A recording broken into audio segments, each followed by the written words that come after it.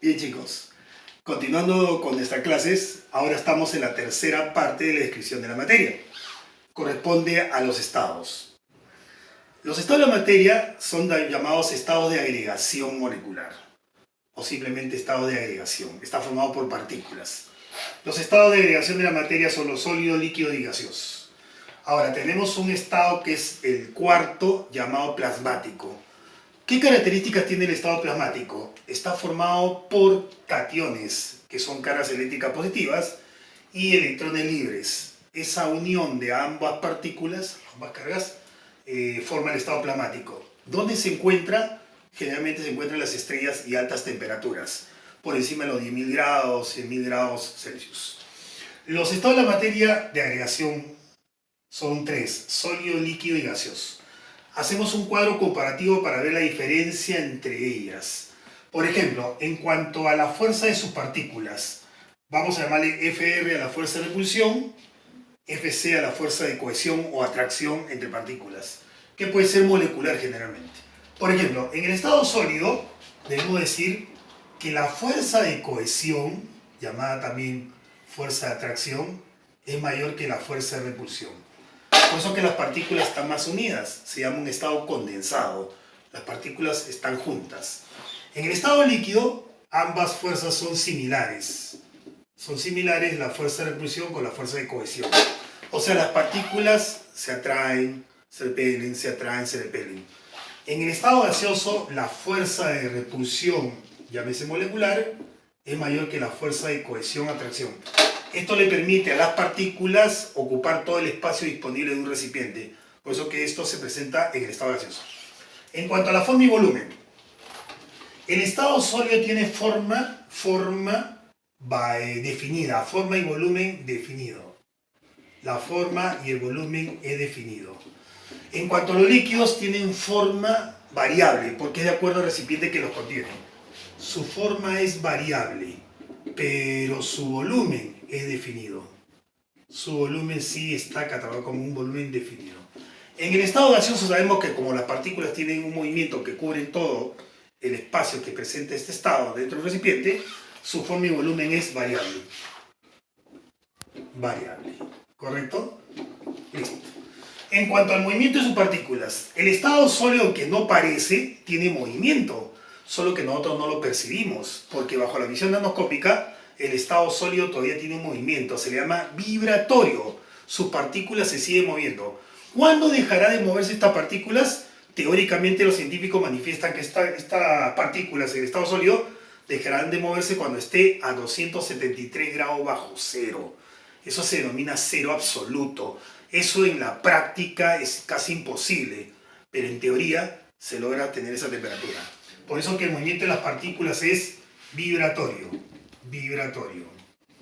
En el estado líquido, las partículas se mueven de un lado hacia otro.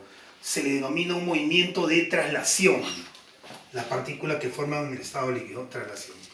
En cambio, en el estado gaseoso, el movimiento de sus partículas es caótico, desordenado. Choca, rebotan, choca, rebotan, choca, rebotan, porque tienen movimientos elásticos y van en líneas rectas. Por eso se dice que el movimiento de las partículas es caótico, desordenado.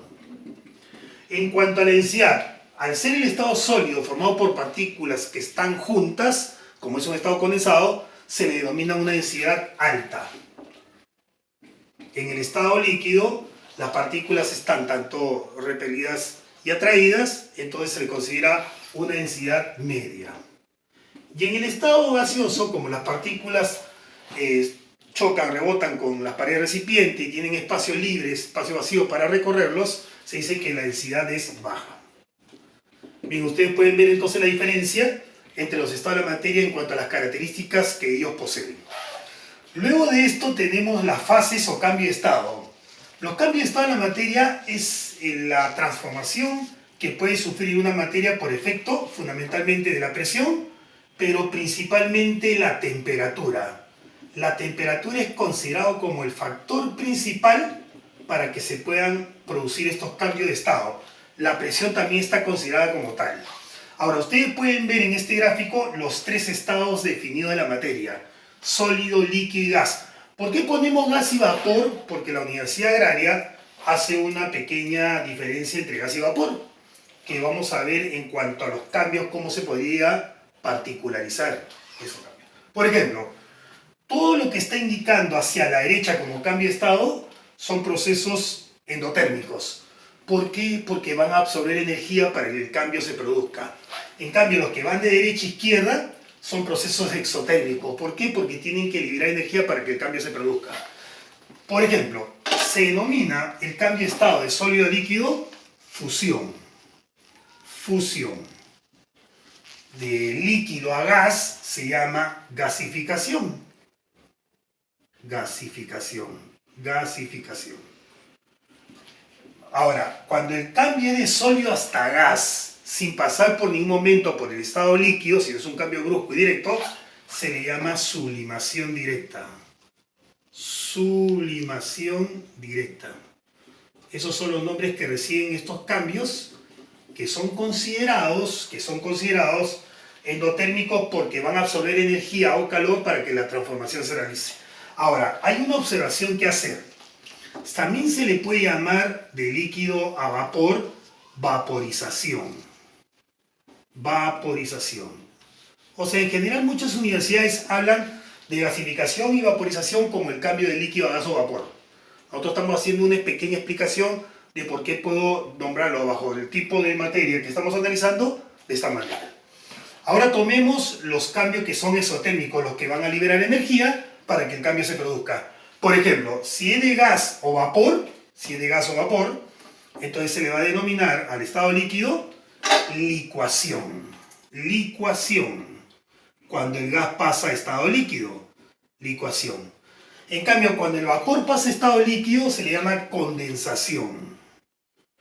Condensación. Ahora, vuelvo a repetir, se le puede llamar el cambio de gas o vapor a líquido, licuación o condensación. Ahora vamos a ver con ejemplos la diferencia sustancial al que me refiero. Si el líquido pasa a sólido, se le llama solidificación. Solidificación, el cambio de líquido a sólido.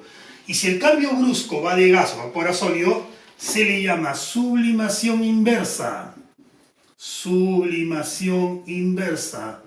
Indirecta o simplemente deposición.